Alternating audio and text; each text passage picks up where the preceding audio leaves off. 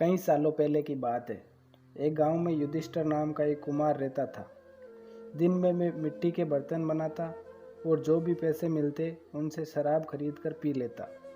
एक रात वे शराब के नशे में अपने घर लौट रहा था। वे इतना नशे में था कि ठीक से चल भी नहीं पा रहा था।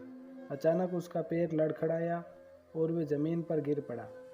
जमीन पर कांच के टुकड़े पड़े थे, जिनमें से एक टुकड़ा उसके माथे में घुस गया। उसके माथे से खून बहने लगा।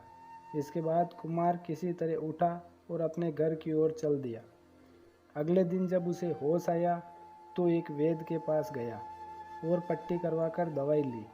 वैद्य ने कहा, घाव गहरा होने के कारण इसे भरने में समय लगेगा। पूरा भरने के बाद ही इस घाव का निशान नहीं जाएगा। इसके बाद कई दिन बीत गए। अचानक उसके गांव में सूखा पड़ गया। सभी लोग गांव छोड़कर जाने लगे। कुमार ने भी गांव छोड़कर जाने का फैसला किया और दूसरे देश की तरफ निकल गया। नए देश में जाकर वे राजा के दरबार में नौकरी मांगने गया। वहां राजा ने उसके माथे पर चोट का निशान देखा और सोचा, ये जरूर कोई पराक्रमी योद्धा होगा और दुश्मन से लड़ते समय इसके माथे पर चोट लगी होगी। ये सोचकर राजा ने उसे अपने दरबार में एक खास जगह दे दी और उस पर विशेष ध्यान देने लगे। ये देखकर राजा के दरबार में मौजूद राजकुमार, सेनापति और अन्य मंत्री उससे जलने लगे। ऐसा कई दिनों तक चलता रहा। एक दिन शत्रुओं ने राजा के महल पर हमला कर दिया। राजा ने अपनी पूरी सेना को युद्ध के लिए तैयार किया। उसने युधिष्ठिर से भी युद्ध में जाने के लिए कहा। युधिष्ठिर जब युद्ध भूमि की तरफ जा रहा था तो राजा ने उससे पूछा कि उसके माथे पर यह चोट किस युद्ध में लगी। इस पर कुमार ने सोचा कि अब वे राजा का भरोसा जीत चुका है और अब अगर वे राजा को सच बता देगा तो कोई समस्या नहीं होगी। ये सोचकर उसने राजा से कहा, राजन, मैं कोई योद्धा नहीं हूँ, मैं तो एक साधारण सा कुमार हूँ। ये चोट मुझे किसी युद्ध में नहीं बल्कि शराब पीकर गिरने के कारण लगी थी। कुमार की ये बात सुनकर राजा को बहुत गुस्सा आया।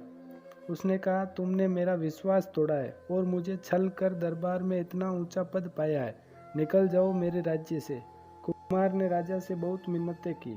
उसने कहा कि अगर उसे मौका मिले तो वे युद्ध में राजा के लिए प्राण भी दे सकता है। राजा ने कहा, तुम चाहे जितने भी वीर और पराक्रमी हो, लेकिन तुम शूरवीरों के कुल से नहीं हो। तुम्हारी हालत शेरों के बीच रहने वाले उस गिदड़ की तरह है जो हाथी से लड़ने की जगह उससे दूर भागने की बात करता है। मैं तुम्हें जाने दे रहा हूँ, लेकिन अगर राजकुमारों को तुम्हारा राज पता चल गया तो वे तुम्हें मार डालेंगे। इसलिए कहता हूँ कि अपनी जान बचाओ और भाग जाओ। कुमार ने राजा की बात मानी और तुरंत उस राज्य को छोड़कर चला गया। कहानी से सीख। इस कहानी से ये सीख मिलती है कि इंसान की असलियत ज़्यादा दिन तक नहीं छुप सकती। एक न एक दिन राज खुल ही जाता है।